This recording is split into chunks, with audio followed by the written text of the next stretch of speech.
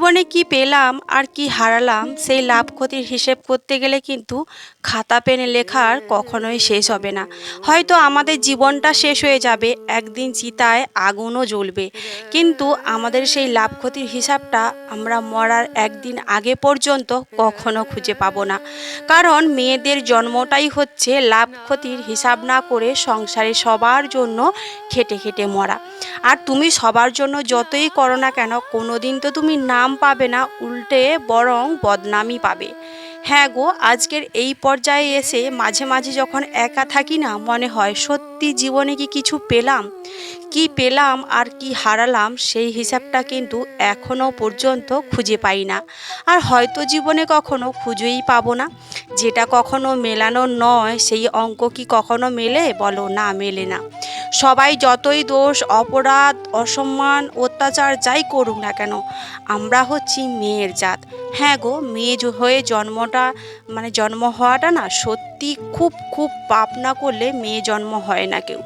আর সত্যি আজকের আমি মেয়ে হয়ে বুঝতেই পারছি যে সত্যি ভগবান যদি আমাকে কোনো ছেলে করে পাঠাতো, না বা কোনো মানুষ নাই বা হতাম, কোনো পাখি হতাম কিংবা কোনো প্রজাপতি, তাহলে হয়তো দুটো ডানা মেলে ওই দূর আকাশে উড়ে যেতাম, হয়তো অনেক সুখে থাকতাম জানো। কিন্তু এই যে মানুষ জন্মটা, তার ওপরে আবার মেয়ে হয়ে জন্মানো, একে তো সবার কথা শুনতে শুনতে নাজেহাল অবস্থা, তার ওপরে জীবনে তো কখনো নিজের শান্তিও নেই আর সুখও নেই। আর এই নিয়ে না জীবনে আর কখনো বেঁচে থাকতে ইচ্ছেও করে না। বেঁচে থাকার ইচ্ছেটাই কেমন যেন আমার মরে যায়। আবার একদিক দিয়ে না বেঁচে থাকতে খুব ইচ্ছে করে জানো তো।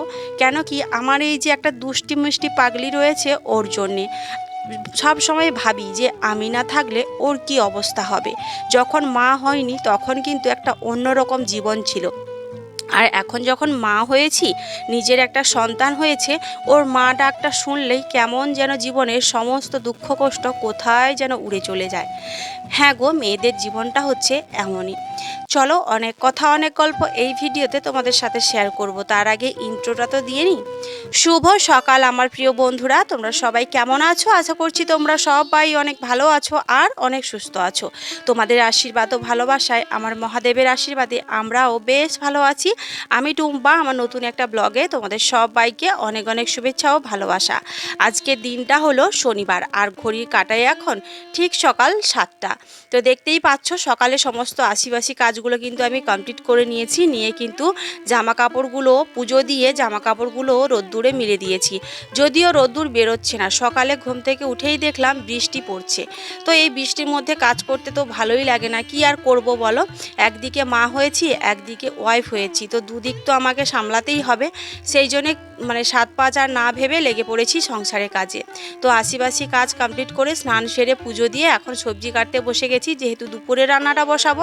আর এখন যেহেতু মেয়ের স্কুল তো ছুটি পড়েই গেছে, পুজোর ছুটি, তো সেই জন্যে একদিক দিয়ে একটু সুবিধাই হয়েছে বলতে পারো। তো যাই হোক, এদিকে দেখো দুপুরের রান্নাটা আমার প্রায় শেষের দিকে। এখানে দেখো এই যে গতকালকে তেলাপিয়া মাছ এনেছিলাম, 2 পিস ছিল, সেগুলোকে আলু দিয়ে একেবারে মাখা মাখা করে করছি। যেহেতু বাসি মাছ না খুব একটা খেতে ভালো লাগে না। তো যাই হোক, এদিকে ওই তরকারিটা হয়ে গেছে, আর এখন দেখো ভেন্ডিটা ভেজে নেব, সেই জন্য আমি গরম তেলের মধ্যে দিয়ে দিলাম। সত্যি কথা বলতে কি বলতো, আমরা যারা মেয়েরা, আমরা তো কি বলবো, বাবার বাড়িতে সত্যি কথা বলতে অনেক সুখেই থাকতাম, কিভাবে যে দিনগুলো কেটে যেত সেটা ভাবাই যেত না। কিন্তু শ্বশুর বাড়িতে আসার পর, বিয়ে হয়ে আসার পর একজন স্ত্রী হলাম, স্ত্রী হওয়ার সাথে সাথে একজন মা হলাম।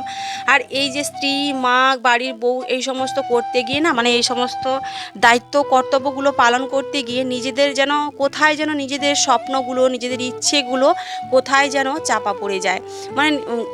এমন একটা সময় আসে যে নিজের চুলের যত্ন নেওয়ার সময় পাই না, 2 মিনিট বসে নিজের শরীরটাকে রেস্ট দেওয়ারও সময় পাই না। সত্যি মেয়েদের জীবনটাই হচ্ছে এমন, জানো তো।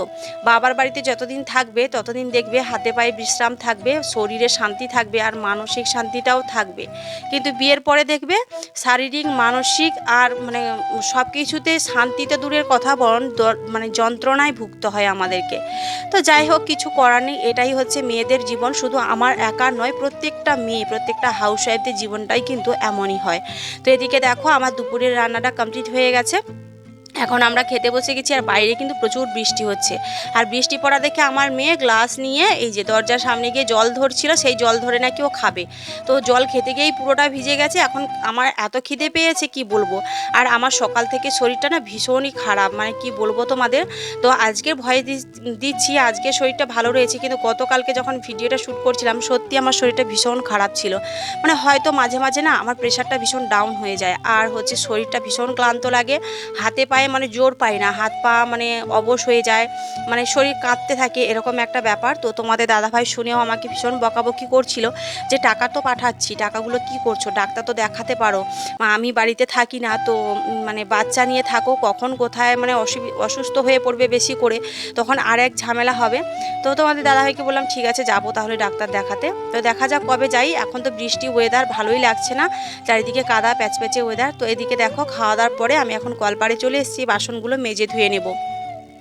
আর মামাম সোনা ওদিকে কার্টুন দেখছিল, ওর কাছ থেকে ফোনটা চেয়ে ভিডিওটা শ্যুট করলাম। মানে বাচ্চা মানুষ মানেই তো জানো, খেতে বসলে কার্টুন, ঘুমাতে গেলে কার্টুন, যেহেতু এখন মানে কি বলবো ফোনের যুগ হয়ে গেছে। আমরা যখন ছোট ছিলাম তখন এই ফোন টোন কিছুই ছিল না, বাবার বাড়িতে টিভিই ছিল না, আর ফোন তো দূরের কথা। তো যাই হোক, অবশ্যই বাবার বাড়িতে আমার বিয়ের অনেক আগেই টিভি চলে এসেছিল। তো সময়ের সাথে সাথে মানুষেরও পরিবর্তন হয়, তাই না? কি আর করব বলো, এই যে মানে বাড়ির বউ হয়ে আর বাড়ির মানে সন্তানের মা হয়ে আমার হয়েছে আর এক জ্বালা। মানে শরীর অসুস্থ থাকলেও কিচ্ছু করার নেই, সেই একা সংসারে হাত পুড়ে পুড়ে রান্নাও করতে হবে, খেতেও হবে, আবার বাসন কোসনও ধুয়ে মুছে পরিষ্কার করতে হবে। যে 2 দিন এসে কেউ বলবে যে মানে তুই একটু দুটো ঘন্টা শুয়ে থাক, একটু রেস্ট কর, সেটা নয় গো। তবে সেটা করা যায়, সেটা নিজের মায়ের কাছে করা যায়, জানো তো। আমি যখন অসুস্থ হয়ে পড়ি না, তখন আমার মাকে ভীষণ মিস করি আমি। কারণ আমার প্রেগনেন্সি সময় বা ছোটোবেলা থেকে বিয়ের আগে পর্যন্ত মার কাছেই কাটিয়েছি। আর পুরো প্রেগনেন্সি জার্নিটা কিন্তু আমার মার কাছেই আমি কাটিয়েছি। আর সেই সব দিনগুলো না খুব খুব মিস করি। সত্যি মা তো মাই হয়, আর মা হতে গেলে একটা ভালো মানসিকতার প্রয়োজন হয়, তাই না? সবাই তো আর মা হতে পারে না। তো যাই হোক, এদিকে দেখো ঘুরতে যাওয়ার জন্য জিনিসপত্র মানে জামা কাপড় একটু প্যাক করে নিচ্ছি। জামা কাপড় তেমন একটা নয়, আমার একটা নাইটি, একটা ওড়না, আর মেয়ের ওই একটা বাটি মিন্টে ছাপের একটা জামা, ব্যাস এই কোটাই এখন ভ্যানিটি ব্যাগের মধ্যে ভরে নেব। তো ঘুরতে যাব, কোথায় যাব না যাব সবটাই তোমরা নেক্সট ব্লগে দেখতে পাবে। অবশ্যই নেক্সট ব্লগটা খুব মানে ভালোই একটা মানে ইন্টারেস্টিং ভিডিও আসছে, অবশ্যই সবাই চোখ রেখো। যাই হোক, মানে দুপুরবেলা খাওয়ার পরে একটু রেস্ট করছিলাম যখন, তারপরেই কিন্তু শরীরটা একটু ভালো লাগছিল। এখন আপাতত একটু ভালো রয়েছি সন্ধ্যের দিকে। তো যাই হোক, এদিকে চলো প্যাকিং শেষ। এখন আমি বেশ কয়েকটা জামা কাপড় না ভাঁজ করে নেব। কেন কি বলো তো, মানে শরীর ক্লান্ত থাকার কারণে না, শরীর তো ক্লান্ত হবেই, কেন কি বলো তো, এই যে সারাদিনে দৌড়ঝাঁপ, বাসি কাজ থেকে সন্ধে কাজ, মানে সন্ধে ঘরের কাজ, তারপরে মেয়েকে স্কুলে নিয়ে যাওয়া, নিয়ে আসা, বাজার করা, সবটাই তো একা হাতেই করতে হয়, তাই না? তো সেই জন্যে একটু বেশি দৌড়ঝাঁপ করলেই না আমার শরীরটা এরকমই খারাপ হয়। তো এই যে শাড়িটা দেখলে তোমরা, এই শাড়িটা তুলে রাখলাম, এটা পরেই কালকের কিন্তু যাব। তো কোথায় ঘুরতে যাচ্ছি না যাচ্ছি সবটাই তোমরা পরবর্তী মানে ব্লগে দেখতে পাবে। অবশ্যই কিন্তু পরবর্তী ব্লগটা দেখো, হ্যাঁ। তো গতকালকের ভিডিওতে আমাকে কমেন্ট করেছিল চুমকি ঘোড়াই, আমাকে গোলাপ দিয়েছে, thank you so much Chumki. Mitra Das comment করেছে, দিদিভাই ভিডিওটা খুব ভালো হয়েছে। এই রান্নাঘর লিখেছে যে তোমার ভিডিওটা খুব ভালো হয়েছে, তোমাকে আমার খুব ভালো লাগে গো, থ্যাংক ইউ সো মাচ। তো এভাবেই তোমরা সবাই আমার পাশে থেকো, আমাকে সাপোর্ট করো। আর একজন কমেন্ট করেছিল, নামটা আমি ভুলে যাচ্ছি। যাই হোক, তুমি রাগ করো না, নেক্সট ব্লগে অবশ্যই তোমার নাম নেব। তো চলো, সন্ধেবেলা রান্না বলতে একটু ভাত রয়েছে, তো ভাবলাম চলো একটু মানে মামাম বলছে যে আলু সেদ্ধ দিয়ে খাবে, মানে আলু মাখা দিয়ে, তো ওই জন্য আলু সেদ্ধ বসাবো, আর আমি একটু কুমড়ো আলুর তরকারি করব। মাছ তো নেই, আর ডিম তো অনেক দিন ধরে আমাদের বাড়িতে খাওয়া হয় না, তোমরা দেখো। তো চলো, আজকে ব্লগটা এখানেই শেষ করছি। Good night, tata.